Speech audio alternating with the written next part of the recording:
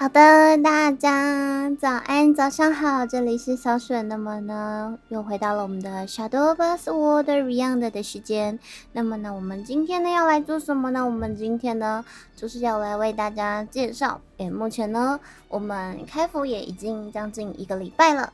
对。那么呢，我们就是要来为大家分析，到底这个礼拜期间呢，我们的环境变得如何？那基本上呢，我们 Shadow Bus 这个系列的每一包卡包的环境呢，在这个卡包出之后1个礼拜就会几乎算是稳定下来，就是上位就是哪几套啊，中位就是哪几套啊，下位就是哪几套。那今天就是要来大家看，今天就是要来带大家看一下到底呢，我们目前有哪些牌组。好，首先呢，来带大家直接来看我们的第一季 Top。那目前第一季 Top 呢，最多人使用的跟胜率最高的还是我们的钢弹造物仇。对，要叫造物钢弹仇也可以。那这一套就是也是我们俗称的 AF， 所以如果你是新手，在听到人家讲说什么 AF 这个只要任何那个有关于那个创造物的，我们都会简称 AF， 那是因为是创造物的英文。对，然后再来呢是我们的皇家。那皇家呢，从一开始的家皇到后面的中速皇，就是因应环境变化，所以基本上就是我们就是把后期再大加上钻石分段后最常使用的中速皇给放到了我们 T1 的位置。那再来呢，就是最多人使用，那胜率也非常不错的，就是我们的征服巫师。对，就是那一个有10张红卡的那一套，没错。征服巫师目前就是胜率还算蛮稳定的，缺点就是说它的造价真的特别贵。对，这3套里面最贵的其实是征服巫师。再来是我们 T1.5 的部分，那首先是人偶抽。人偶抽的优点是你基本上有抽到2张奥契斯啊，你也没有什么就是前期还有抢到伤，基本上可以说是必斩。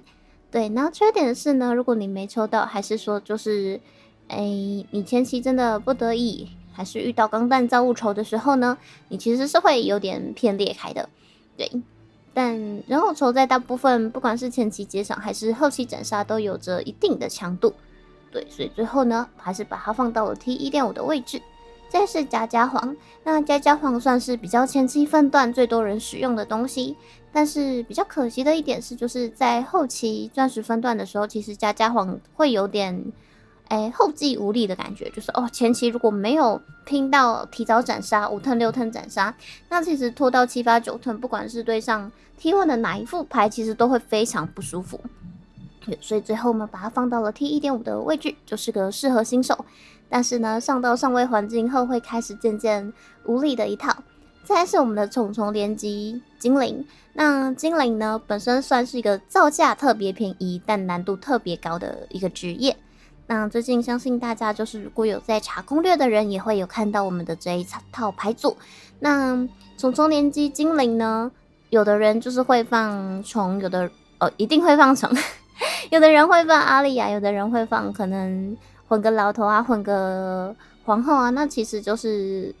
会有各式各样的组法。对，但是呢，因为这一套实在是太难算斩杀了，它比较没有那么的直观。对，所以变成说就是会玩的很会玩，很不会玩的就一直连败，所以导致说它的那个连胜分段就比较没有那么的好看。对，就会感觉有种几乎都是排老在打的感觉。对，那强度上我们还是给它 T1.5 的强度。对，可是呢，就是稳定度上就比较遇到上面3套给你架个盾，其实你有时候过不了，就是没了。对，就是这点比较可惜一点。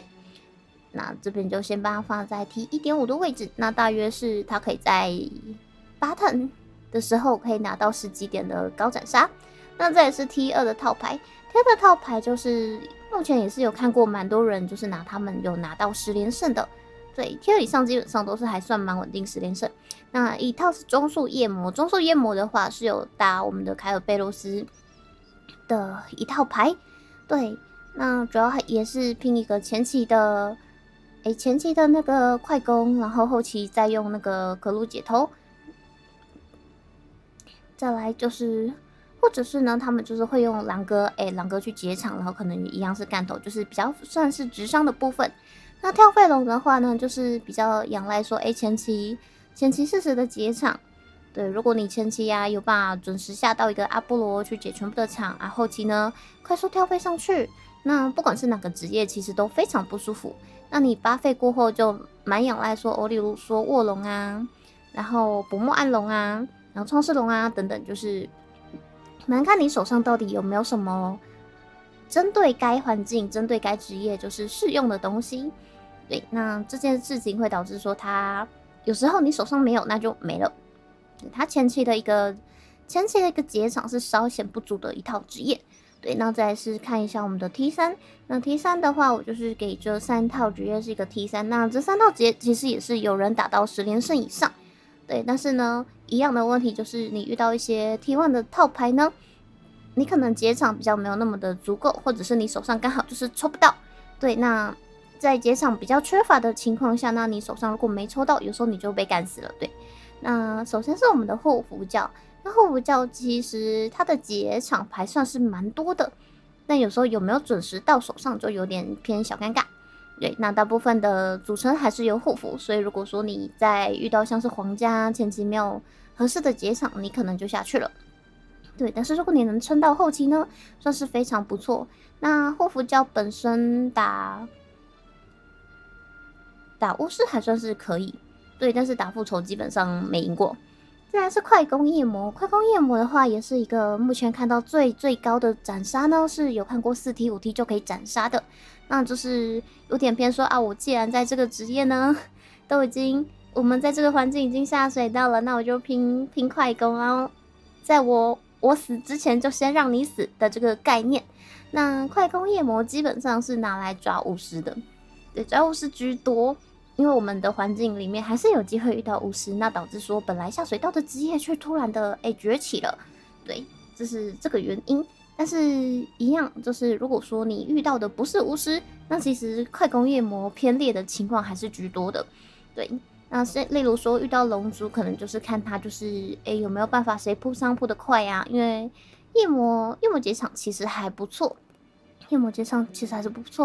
但遇到一些会奶的还是会加盾的，其实会蛮痛苦的。那鸡翅龙也是差不多的概念，所以这2套牌我们把它归在 T3。那这边呢就是小小的给你们画了箭头，就是谁针对谁讲。那基本上呢就是仇可以抓皇家可以抓巫师，那精灵也可以抓巫师，也只要巫师没有架盾，基本上从是抓烂巫师的。对，那人偶仇就是有办法去应对家皇前期的那个大场面。对，所以如果家皇前期的那个场面都没了，那其实后期会蛮难过的。再一次就是跳飞龙有办法去抓中枢猎魔，跳得顺的情况下，我们这边都是算是你的牌很正常，没有什么大费卡手啊，然后想抽的都抽不到啊的正常状况。那中枢猎魔就是可以适时的抓护符，有时候是互抓，就是看你的牌顺怎样。那快攻体系基本上全都是抓没有盾的，跟抓那些下线的牌，大致上是长这个样子。那再来呢，是我们就是分段容易遇到的分组。那通常因为我们在越前期的分段呢，大家会因为我们的牌组呢还没有完整，所以会相对的呢去选一些简单的狱组，或者是说就是你这个狱组拿了就可以打了，或者是它特别便宜。对，所以就是下位的分组就是会蛮容易遇到皇家的。那皇家针对内战会有放一些内战对策卡，那一样就是如果遇到容易遇到的职业，你也会放一些对策卡在里面。那我没有放在那个分段的，不代表就遇不到，只是说可能就是会稍微少一点，没有说完全没有。对，这边要先跟大家解释一下。那因为呢，中间分段其实有些是已经稳定上钻石，有些是钻石跟蓝宝石之间来回跳，有些是蓝宝石跟红宝石之间来回跳，所以我把它就是放中间放比较多一点，代表我们这个分段可能都会遇到这些东西。对，那中间分段以上的是基本上是大几率遇到，那放在中间的是中几率遇到，这样子。对，大家可以稍微参考一下。那这是我们目前的一些第一季的环境的部分，那就先介绍到这边。那再来呢，我们要简单的就是带大家去看一下目前的上位牌组到底主流的组法是什么。那这边就是去找了几套，就是我们日本的电竞选手的套牌。那一样就是会放 QR code， 如果大家就是有需要的话呢，就是可以直接拿去抄。对，那这一套是我们目前全Shadowverse 2代第一个爬上我们的 Master 的玩家，目前也是在榜1的位置。对，目前也是在榜1的位置。他是一位就是日本的主播，叫做 Yuri。对，所以我们就是打上他的名字。对，那它的构筑呢？它的构筑其实也是算是造物筹，但是它有混一点人偶。那其实，在比较上位的环境呢，其实会发现奥契斯的斩杀蛮重要。对，那你即使今天完全不开钢弹，其实也没有关系，因为奥契斯的斩杀其实算是不错。那奥契斯还是赢不了，你后面还是可以露拉米亚。对，可能就是其实后续钢弹的一个思路就是你其实不要勉强自己非得开钢弹，就是尽可能可以打头的职业就多做贝塔，那改进的重启就打头，对，然后改进天宫下来也打头，对，那拉拉米亚下来也打头，那有时候头打一打你人就没了。那如果遇到就是一些坡场的职业，像是什么皇家啊之类的，那我们的合成就会改成和伽马，对，和伽马全场扫3的那一张。对，那这一套就是有放欧斯的原因有2个，一个是就是你要适时的去过牌，那另外一个原因呢是有时候它3费转世下是一个蛮不错的一个铺场，所以他们会放欧斯。那复仇者有时候遇到快攻会被抓，所以他这边就是有放了一点点人偶，有挚爱的操偶师跟我们的人偶剧院。那如果呢算是有余力啊，不用太担心结场的时候，其实有时候就可以扣在手上，在 button 的时候去搭配气势去做一波伤害。那其他呢就是一样做你该做的事，该和什么的时候就和什么。对啊，他要结场了，和个那个进攻创造物，还是可能要被干头了，和个那个防御的那只创造物之类的。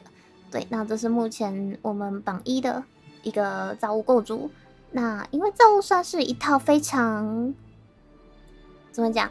它算是用起来简单，但细节特别多、特别杂的一套职业。会根据你遇到的各个职业，那各个回合会有不同的应对方式，算是一套练起来是需要点时间的牌。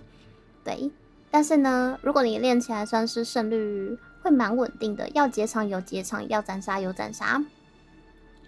对，所以这套就是可以跟大家分享一下。那接下来呢？接下来是我们达阳的虫虫妖精。那达阳是日本的一个职业选手，他是专职虫虫的。那这一套的优点是他这套是他最近介绍的。那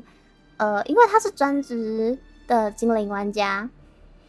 所以其实有蛮多种组合，大家就是有兴趣也可以直接去找 SV 打养。对，我自己蛮常看一些日本的选手或日本的就是比较有专职在打 SV 的主播的一些分享。对，那他的这一套的概念基本上是走一个纯虫虫。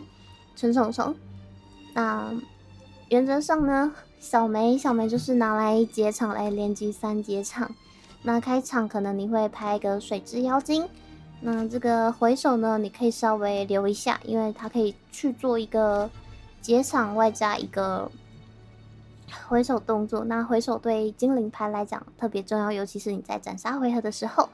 那召集妖精基本上算是我们前期可以就是拿妖精去做一个结场，因为妖精现在有途径。那妖精驯服者也是。那后期去搭配舞动妖精，可以去做一个比较大型的结场动作。那今天如果说还有留一点精灵，人家没有解掉，你甚至可以就是去做一个扑伤去补打点的动作。那再来是莉莉是必定放满。莉莉的作用就是你在遇到一些很大只的怪的时候呢，就是可以考虑就是用莉莉去结场。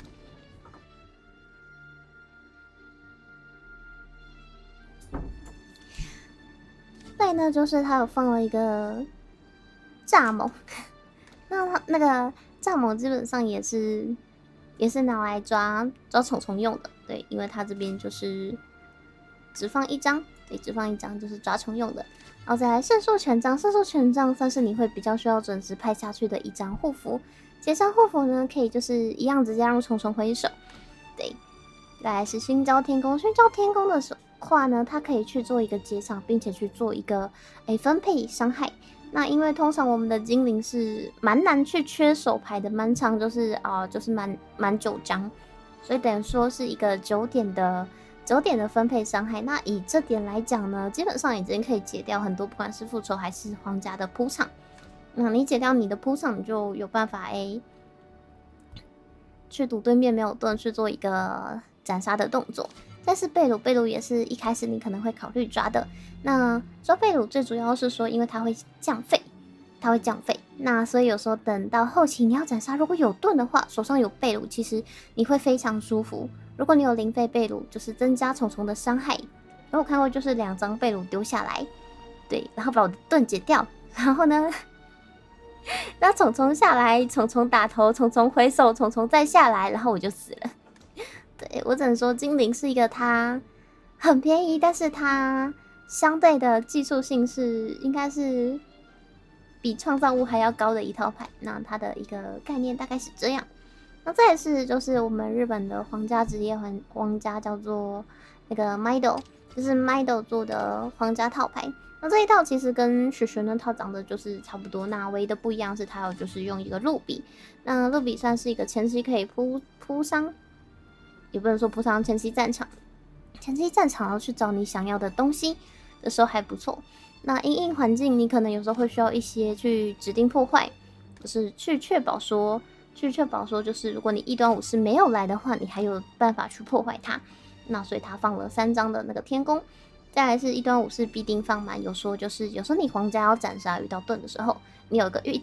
端武士会非常的舒服。因为它的构筑是有放了罗米纳斯枪士。那罗米纳斯枪士的优点是它可以给士兵战场得到途径。那对于一些就是你后期需要紧急解场的状况，那其实是一个还不错的选择。但是阿波罗是不管遇到内战还是遇到复仇者的一个对局的时候呢，阿波罗都可以蛮好的去做一个解场。对，再来是军犬这边入了2张，基本上会拍3段的时候，如果你是拿后手，你要被打头了，也可以考虑直接下，或者是我们爆能强化6可以去解掉一些场。再来是我们的极尽狙击手瓦路兹的做法呢，基本上都是去，例如说我们遇到巫师下一个安，那我可能就会叫瓦路兹去解他的安，去保一下我的血线。那你先保住了，然后你把那个9院耗掉它的超进化的时候，基本上如果你的血线还保住，你就有高几率可以获胜这样。对，有说过皇家基本上是拿来抓巫师的。再来是王盾的微光，基本上就是前期铺上对方直接不掉王盾微光，或者是说我们在大后期的时候，如果你还有流场，也可以去做一个使用。那王段天宫算是可以准时下去进化，或者是我们有时候会搭配艾米莉亚去做一个进化的动作。但是卓越的路米纳斯法师目前用下来呢，一样也是2个做法，其中一个就是我们后手那5费的时候就是4费的时候就是加1PP 直接去打一个卢米纳斯法师，然后开始赌他什么都没有。对，那如果对方解不掉的时候，我们后面一样搭一个王段的微光，几乎可以说是就斩了。对，那如果他就是等你打完这一套还是把你解掉，你基本上后面加一张阿尔贝尔也还是斩了。对，所以算是一个蛮前期非常非常不错的一张牌。那后期的时候，有些时候你就是防对方打头，你想再狗一 turn 的时候呢，我们会用就是艾米莉亚加上我们的罗米纳斯，那这是大概8费时候，除了黄刃勇者阿玛利亚可以做的另外一个选择。那再来是杰诺的话，算是一个非常优质的一个解场。当你遇到超进化的时候你想要省自己的超进化点，以便去做一些后续的反打，那这时候杰诺丢下去不用进化就可以打2次解超级多大怪。杰诺真的算是非常强，所以必定放慢。那让马其实就是如果你前面的打点算是还蛮足够的，你8turn确定可以斩的情况下，有时候人马其实下去超进化就不错。嗯。